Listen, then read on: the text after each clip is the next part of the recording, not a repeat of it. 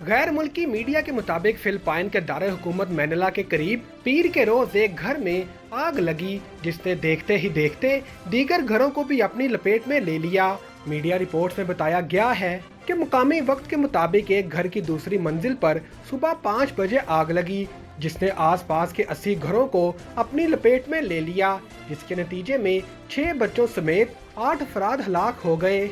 Rescue हुकाम के मुताबिक आग ने इंतहाई तेजी से दीगर घरों को भी अपनी लपेट में ले लिया, जिसके बाइस मुतासरा अफराद को जान बचाने का मौका ना मिल सका, जबकि रेस्क्यू एहलकारों ने 2 घंटों की जद्दोजहद के बाद आग पर काबू पाया। ताहम फौरी तौर पर आतिशज़दगी की वजह सामने नहीं आ सकी। रेस्क्यू हुकाम का कहना है कि फायर स्टेशन जाए हादसा से नज़दीक ही वाक़ है, ताहम मुतासरीन फौरी तौर पर हादसे की इतला भी ना दे सके। सीनियर फायर ऑफिसर ग्रेग ने कहा कि मरने वालों में से 6 बच्चे थे, ताहम इनकी उम्रों की मज़ीद तफसीलात जारी नहीं की गई।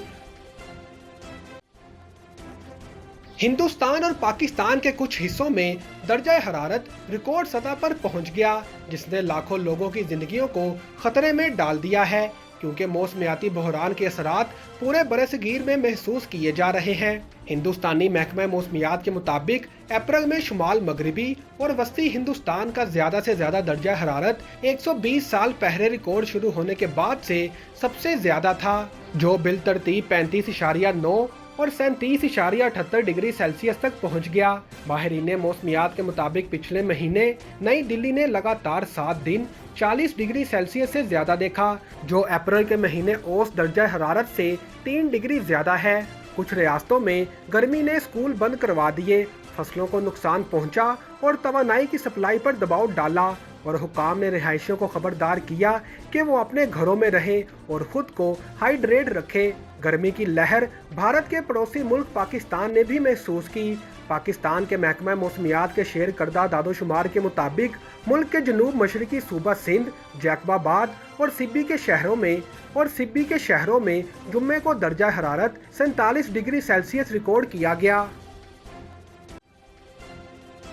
इतवार को एक ग्रुप के इनखला करने के बावजूद जनूबी यूक्रेन के शहर मारियोपोल में एक स्टील प्लांट में सैकड़ों अफराद ताहाल फंसे हुए हैं। प्लांट, जो शहर में यूक्रेनी मज़ाहमत का आखिरी गढ़ बन चुका है, कई हफ्तों से शदीद रूसी बमबारी की जद में है। प्लांट के कमांडर ने कहा कि जबकि कुछ शहरियों को निकाल लिया गया है, सैकड़ों अब भी बाकी हैं। उन्होंने ये भी कहा कि रूसी अफवाज ने इलाके पर दोबारा शदीद गोलाबारी शुरू कर दी है। उन्होंने यूक्रेनी टेलीविजन को बताया, जैसे ही आखिरी शहरी निकला, हर किस्म के हथियारों से गोलाबारी शुरू हो गई। स्टील वर्क से निकाले जाने वालों का पहला ग्रुप पीर को बाद अज़ा यूक्रेन के ज़ेरे कंट्रोल शहर पहुंच गया। इन्हें अक़वाम मुत्तहिदा और रेड क्रॉस की बैन अवी कमेटी के ताउन से निकाला गया, जिसने एक सरकारी काफिला मुनज़्ज़म किया। रूस ने कहा कि कुछ इनखला को मॉस्को की हमायत याफ्ता अलैदगी पसंदों के ज़ेरे कंट्रोल गांव में ले जाया गया है, लेकिन सरकारी मीडिया ने इतला दी है कि अगर वो चाहे तो यूक्रेन के ज़ेरे कब्जा इलाके का सफ़र करने के लिए आज़ाद होंगे।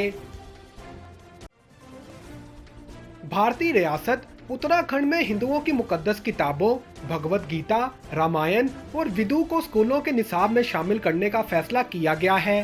भारतीय मीडिया के मुताबिक बीजेपी की हुकूमत 4 रियासतों में पहले ही भगवत गीता को स्कूलों में बतौर निसाब पढ़ाने की मंजूरी दे चुकी है। उत्तराखंड के वजीर तालीम धान सिंह रावत ने कहा है कि वफाक की जानिब से जारी करदा नई तालीमी पॉलिसी पर अमल करते हुए रियासत भर के स्कूलों में भगवत गीता पढ़ाने का फैसला किया गया है। वजीर तालीम ने मजीद कहा कि भगवत गीता के अलावा स्कूलों के निसाब में रामायण और विदु को भी शामिल किया जाएगा, जबकि बच्चों को उत्तराखंड की तारीख पढ़ाने का भी फैसला किया गया है। वजीर तालीम धान सिंह ने मजीद कहा कि इस हवाले से तालीमी माहिरीन और अवाम से तजावीज़ भी तलब की है।